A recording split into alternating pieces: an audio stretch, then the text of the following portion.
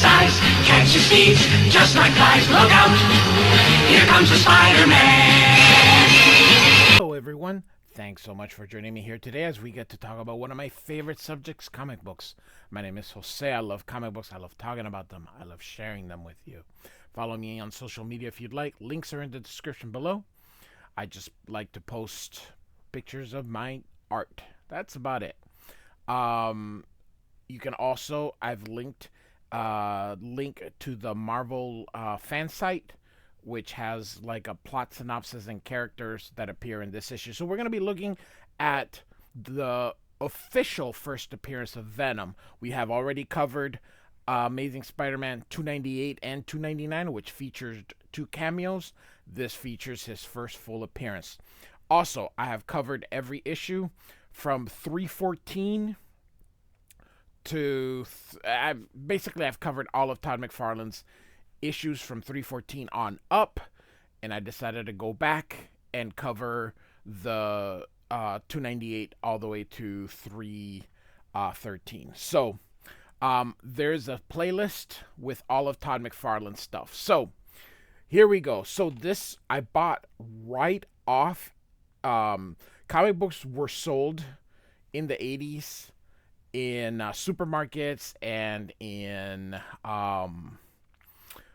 convenience stores everywhere. So you could go to 7-Eleven or Circle K. I bought mine off the supermarket at Publix in Orlando.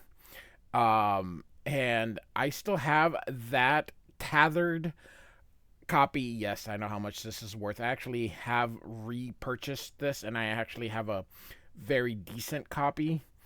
However, I do have my original in cover falling apart because I looked at this stuff so often. This is an iconic cover. Just absolutely amazing. The webbing isn't quite what you will see it become, but it's definitely a start. So, all right, so we're going to pick up sort of where we left off. We see Mary Jane here, and she has just been frightened by Eddie Brock. And if you go back, you will see Eddie showing up. Now, also of note, this is Todd McFarlane's first issue inking Spider-Man. So Todd McFarlane was a penciler, and his first artwork was in Batman Year 2 Part 4. I forgot the issue, Detective Comic Books, but I have covered I have 2 versions of that story. I have covered just the single issue. It's in the Todd McFarlane playlist. I have also covered it as part of the Batman Year 2. So feel free to check it out. So, David Michelini is the writer, and then here's the rest of the credits. You can see here Tom DeFalco is the new editor-in-chief, as Jim Shooter has been replaced. And you can see the whole hoopla. There's a bunch of stuff. There's stories on YouTube and lots of articles about Jim Shooter's time at the end of Marvel. So Peter comes in. She's still frightened because of Venom, and sees that it's Spider-Man. Of course, he is wearing the black costume still, and but it is not the symbiote. It is just a regular costume that he decided to still wear even after the symbiote. So she's happy to see Peter and gives him a huge hug. So, and she's just relieved. For his first, not his first inking job, but for an early inking, McFarlane does really good. McFarlane is such a talented artist. So, she's telling him, Venom knew everything about them. They were married. He wanted to hurt him, and that he grew the mask that it would just slip on, and he wasn't human. So he tells him to stay there. He's gonna go see what's going on, and he wonders, what kind of a monster would do that. So, um, we're now in another part in New York where Eddie Brock has shown up. This isn't quite the Venom that you will be seeing. It's still under development. So remember, this is his first full appearance. So, um, and he wants to kill Peter. He blames Peter for Everett for the bad stuff that's happened to him. So we'll cover his origin soon. So one of the cool things about McFarlane is how he does his panel layouts. I love all this. It just makes it so interesting. So, also another thing McFarlane does is these vertical panels. So, Mary Jane has fallen asleep. Peter's awake thinking, and he thinks it's his old costume. Of course, he is the symbiote. I have covered Secret Wars, which also does include this, so feel free to check that out in the playlist. I have not covered this version or this stuff happening at Spider-Man, but I'll get to it.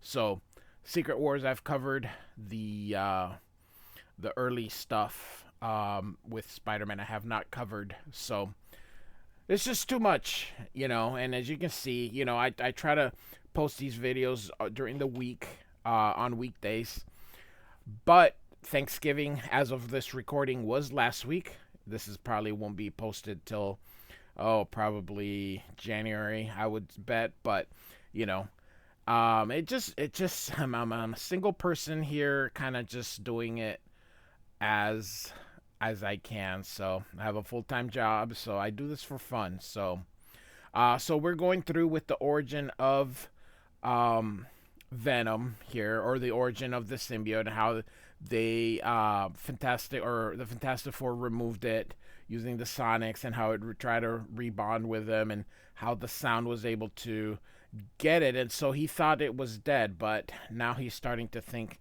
that maybe it wasn't. So Mary Jane wakes up, and Peter says that he's concerned that they know who it is. And she's like, hey, let's just go to sleep for now, But this here is a photocopy, I would most likely guess. So he wakes up. I like how bulky he looks. So Peter's supposed to be like thin. So anyway, they're gonna move, or Mary Jane wants them to move, and she says here that the Bedford Towers, which we'll get to what happened, and that there's a condo, and Peter's like, goodness, it takes months to find a good place, but she says that she wants to move there because this place frightens her, since Venom already knows about it. So he agrees, and so Peter agrees, and you can see her in embracing him. She tells him she'd like to get some pictures of what the place looks like before they move, and she says he'll pick up his camera at the apartment. So, and she'll get help with movers. So he's gonna use the trip to the apartment to get the cover for his errand, which is that device from the Fantastic Four. Again, McFarlane's starting out. You can see how awesome he's starting to do. The web is still not there. You can see it's just him doing just bunches of lines, but we've all seen how cool that webbing eventually does become. So he goes to his old apartment. He's going to take precautions. And here it's revealed that they got that sonic blasters from the Fantastic Four. And so there's a message in the answer machine. And if you're listening to this, answer machines was what existed before voicemail. So It was analog. You actually put a tape in there. If you want to know what a tape is, go to YouTube and look it up. So, love the Sony placement here. So, he's getting dressed, wearing his costume underneath it, and he's gonna walk around. But he says, "Man, if his spider sense isn't going off, but it feels like he's being followed," and you can see here that he is. But because he's wearing the Venom costume, he's changing his appearance all the time, or at least his clothes. So he's wearing different. So so they see he's going into the back alley, and so he goes in and gone. Another great composition here by McFarlane. Look at that, very cool. And so we're now at the Bedford Towers, and so it's huge, it's a luxurious. So he's gonna snap pictures, and she says his mood's down because she makes so much money than he does. So he's just feeling down because he can't contribute the way she can. She's of course rich and he's not. So she decides to take pictures of her, and he's trying to do that whole, because she is a model. He's trying to do that whole modeling thing, but he just feels silly. So you can see here she's gonna undress, and she says, "Hey, how about some for our private collection?" And of course she disrobes. I do like how they show you without showing you. I believe they should do this more often. Nowadays, everybody just shows you everything, and for some reason, I don't know. I like the way this is done better. So that night, they are having supper with Aunt May and with Nathan. Nathan Lubinsky. I couldn't remember his last name here. So anyway, Aunt May's taking care of everything, and she tells Mary Jane, offers to help, but she says no, stay with Peter. And meanwhile, some of these neighbors are doing jokes, and she goes to Aunt May and says, why are you distancing? Why are you distancing from us, or herself from them? And she says she doesn't mean to, but she wants the marriage to work, and very many nosy relatives, butt in and make things bad. And of course, Mary Jane tells him that she's not nosy, just cares, and Peter would be crushed if you dropped from their lives, and so would she. And she finds that very touching and goes and hugs. And she asks if she can be invited to the new place. And he says that he'll have the invitations engraved. So very touching there. You can see Mary Jane there kind of in the back. So we're here at a church. This is the church, of course, where the bell sort of killed the symbiote, or at least appeared to kill the symbiote. And so this is where they plan on ending Peter. So there's a cop there who tells him to stop. And Venom, you can see here, starting to leak through, and goes to the young officer here, and he's going to shoot, but Venom uses that to silence the gun and ends up choking the poor kid to death. So he says that he doesn't like killing innocents, but he can't let things get in the way of revenge. So next day, everybody's moving. This is Harry Osborn and Flash Thompson here. So, and then of course Robbie, like this person here. The guy's hairdo is radical. So, just some 80s language there. And all these people. I like this person. Do hurry with those boxes, geez. Watching you carry them is positively exhausting. And he's like, very good, sir. So, um, because she called in some of her friends, but anyway, and these are Peter's old neighbors, and of course, um, so all right, so we are kind of just a little bit in the story portion of things as we're trying to move the story along here. So Robbie's asking Peter if he's giving him any any thoughts to his suggestion that he get out of photography, and Peter says he has, and he's thinking about going back into the realm of science. But he says, "Hey, I have to." You see here, kind of his. He sees something, and he asks if he needs any help, and he says, "No, I better handle this alone." And of course, it's Venom in the other side. So he goes, gets dressed, and off he goes. Again, McFarlane didn't drew this. Most likely, it is a photocopy. So, and sees Eddie Brock going into that abandoned building. He's going after him. Of course, it was a trap, and doesn't realize that the spider sense. He thinks the spider sense will warn him, but of course it doesn't. And then boom, or whum,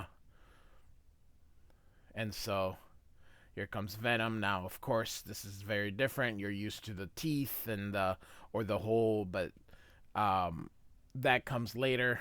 You know, as McFarlane's style changes. But for now, that's sort of what he looked like.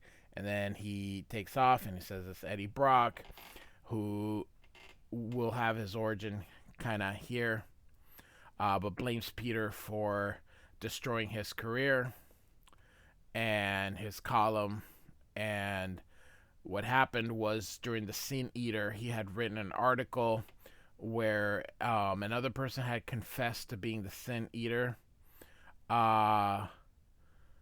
So he was telling the story of who the person who had confessed, but it turned out that you'll see here.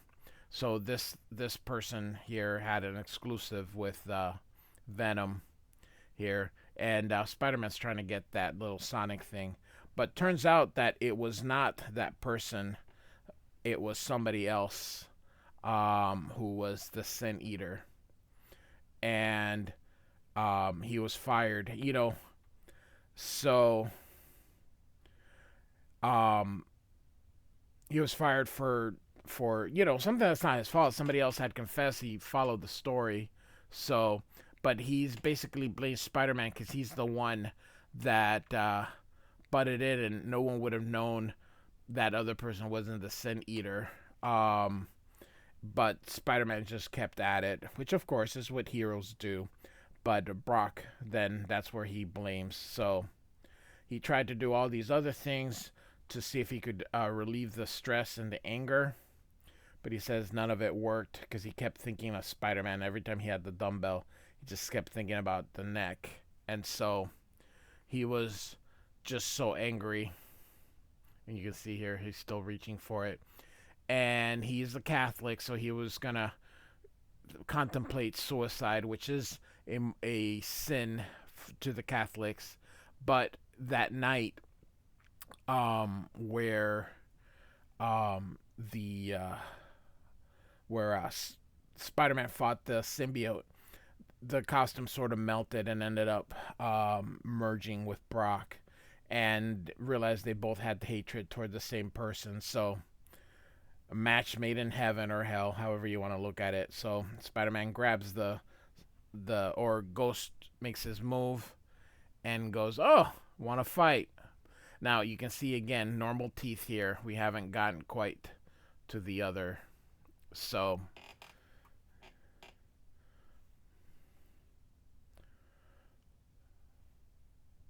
goes through from that punch in the previous panel. Again, vertical panels. So we go to the start or to the fight. Again, I love during this era you could just put thought balloons to kind of move more to the story or add a little more reading to it, so you wouldn't just have the action per se. And so as the two kind of just go at it.